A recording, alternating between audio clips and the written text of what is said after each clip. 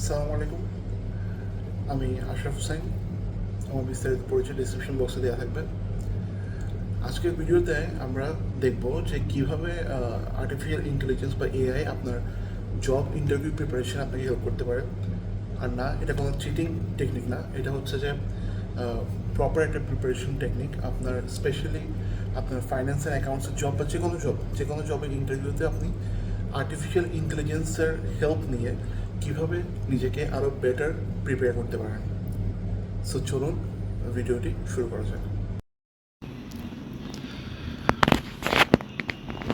তো আমি এখানে দেখাবো যে চ্যাট জিপিটি ইউজ করে, চ্যাট জিপিটি এটা অন্যতম ইম্পর্ট্যান্ট এআই টুলস। এছাড়া আপনারা সেম কাজটা জেমিনি অথবা গ্রোক ইউজ করেও করতে পারেন, এবং আমি চ্যাট জিপিটির বেসিক ভার্সন ইউজ করতেছি এখানে। তো আমি এখানে দেখাবো যে চ্যাট জিপিটি ইউজ করে কীভাবে আপনারা ইন্টারভিউর জন্য প্রিপারেশন নিতে পারেন। এখানে আমি চ্যাট জিপিটিতে প্রথমে বিএসআরএম লিমিটেড বা বিএসআরএম কোম্পানির আমি ফিনান্সিয়াল স্টেটমেন্ট বা ব্যালেন্স শিট, ইনকাম স্টেটমেন্ট এবং ইকুইটি স্টেটমেন্টটা আমি আপলোড দিচ্ছি। আমি এখানে আপলোড দিয়ে দিলাম। এরপর হচ্ছে আমি প্রম্পট লিখবো। অবভিয়াসলি প্রম্পট লিখতে হবে যে আমি ওর থেকে কী চাচ্ছি। আমি লিখতেছি from the latest, from this.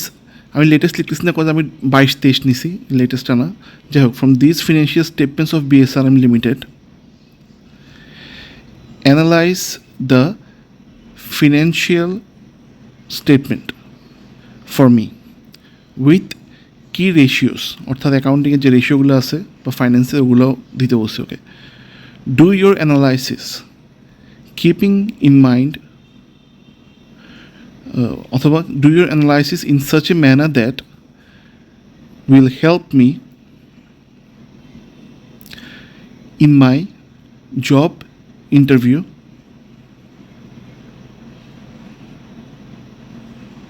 for the post of finance and accounts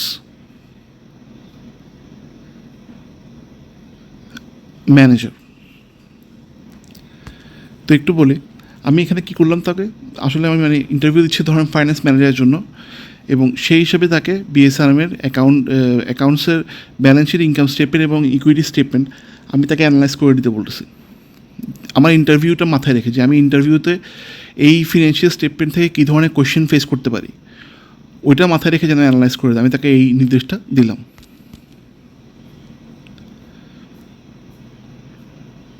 in the company মানে বিএসআরএমে।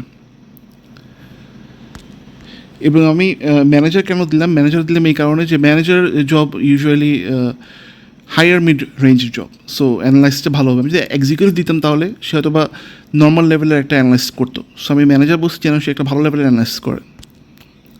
তো দেখেন সে অ্যানালাইস করতেছে এখানে। তো সে কী বলতেছে, here is finance manager level analysis of BSRM steels limited based on statements you share for financial year 2022-23, এবং সে তার অ্যানালাইসিসটার নিচে প্রেজেন্ট করতেছে। দেখেন প্রথমে যেটা আসছে যে overall business view, BSRM appears to be a highly leveraged but operationally strong manufacturing company. অর্থাৎ বিএসআরএমের হাইলি লেভারেজ মানে ডেপ্টটা বেশি, এবং অপারেশনালি স্ট্রং ম্যানুফ্যাকচারিং কোম্পানি মানে তার অপারেশন স্ট্রং এবং তারা একটা ভালো ম্যানুফ্যাকচারিং কোম্পানি। এবং তারা কী কী ক্ষেত্রে প্রেশার ফেস করতেছে? রাইজিং ফাইন্যান্স কস্ট বাড়তেছে, working capital stress, declining steel demand, inventory correction and higher short-term borrowing dependence, yet still maintaining strong gross margins, positive profitability and improving net asset value. অর্থাৎ সে এই financial statement থেকে যা যা আমার জন্য important হতে পারে ইন্টারভিউর জন্য, সেগুলো কিন্তু সে নিয়ে আসছে।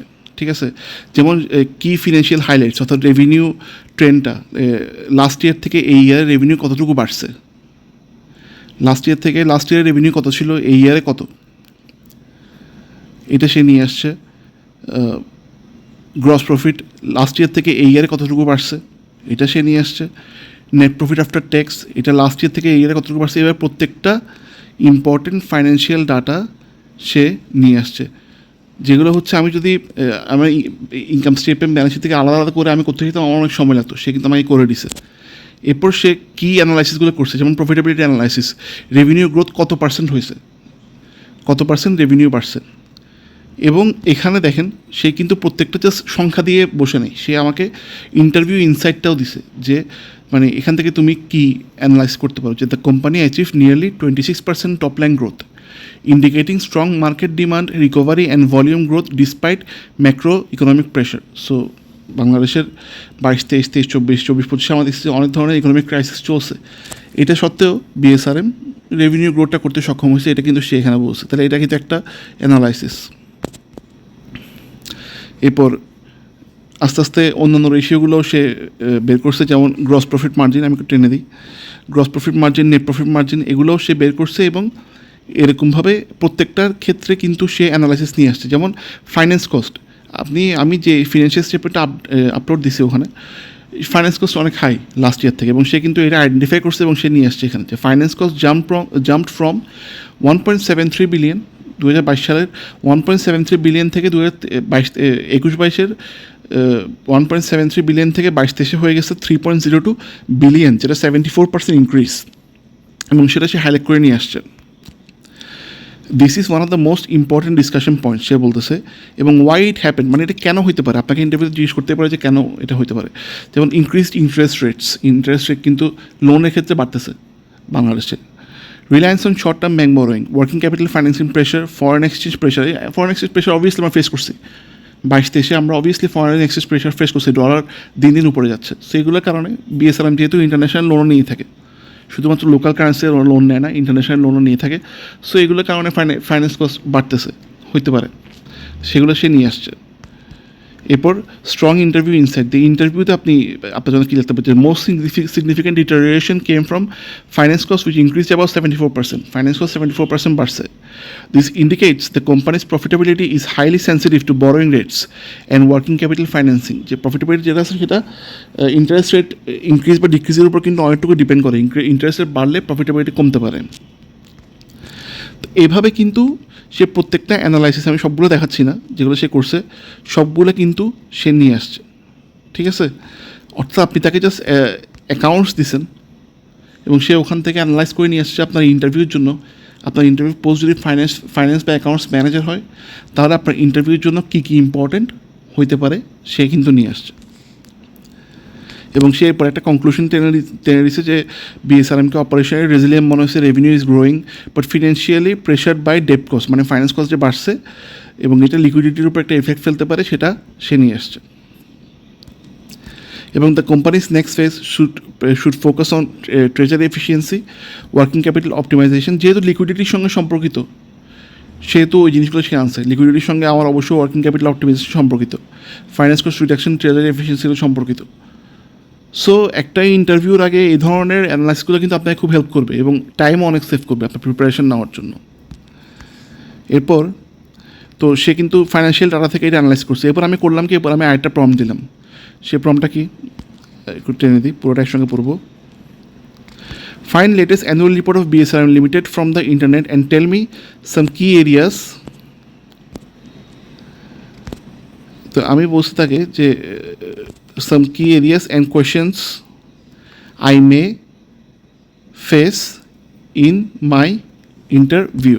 অর্থাৎ আমি তাকে বলছি ঠিক আছে, আমি তো তোমাকে অ্যাকাউন্টস দিছি, তুমি অ্যাকাউন্টসের উপর ভিত্তি করে আমাকে আমার পয়েন্টগুলো এনে দিছো, এখন আমাকে বলো পুরো অ্যানুয়াল রিপোর্টটা অ্যানালাইজ করো ওদের, যেটা ইন্টারনেটে অবশ্যই আপলোড দেওয়া আছে, যেহেতু বিএসএম একটা লিস্টেড কোম্পানি। পুরো অ্যানুয়াল রিপোর্টটা অ্যানালাইজ করে আমাকে বলো যে ইন্টারভিউতে আমার পোস্টের জন্য কী কী ধরনের কোয়েশ্চেন আরও হইতে পারে। অ্যাকাউন্টস ফাইন্যান্স তো বলছো ঠিক আছে, আরও কী ধরনের কোয়েশ্চেন হতে পারে সেগুলো তুমি আমাকে এনে দাও। তো দেখেন সে এনে দিছে, সে রিভিউ করে কী কী আনছে সেগুলো সে বলতেছে, সে কী কী ইউজ করছে এটাও বলছে। 23-24 সে এখন যেহেতু আমি তাকে লেটেস্টটা করতে বলছি। Key areas you must prepare for a finance and accounts manager interview BSRM, they are unlikely to ask only textbook accounting, মানে তোমাকে শুধুমাত্র গতানুগতিক অ্যাকাউন্টিংয়ে কোয়েশ্চেন করবে না, কারণ ম্যানেজার হচ্ছে হাই বা মিড হাই লেভেলের post. They will test whether you understand, তুমি নিচেগুলো বুঝতে হবে, manufacturing finance, treasury management, working capital, ERP, tax VAT, banking relationships, এগুলো হচ্ছে কোয়েশ্চেন আসতে পারে এখান থেকে। And business risk in Bangladesh, there are this are the most important areas. কোনগুলো most important area? Working capital management, এটা হাইয়েস্ট প্রায়োরিটি।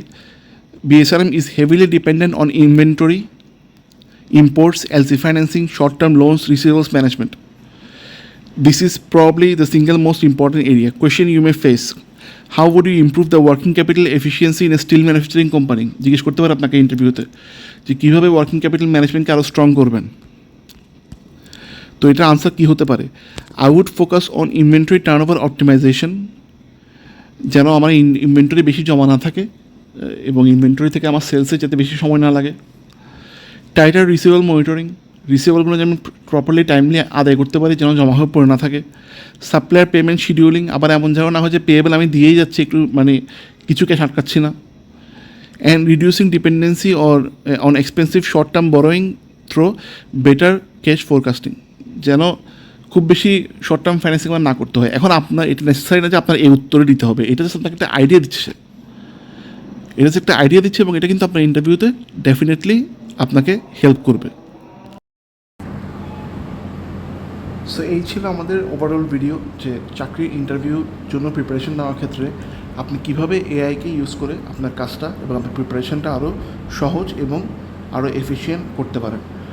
আশা করি ভিডিওটা আপনাদের ভালো লাগছে। যদি ভালো লেগে থাকে তো ভিডিওটা অবশ্যই শেয়ার করবেন এবং ফেসবুক থেকে দেখে থাকলে ফেসবুক পেজটা ফলো করবেন এবং ইউটিউব থেকে দেখে থাকলে অবশ্যই আমার চ্যানেলটা সাবস্ক্রাইব করবেন। ধন্যবাদ। আসসালামু আলাইকুম।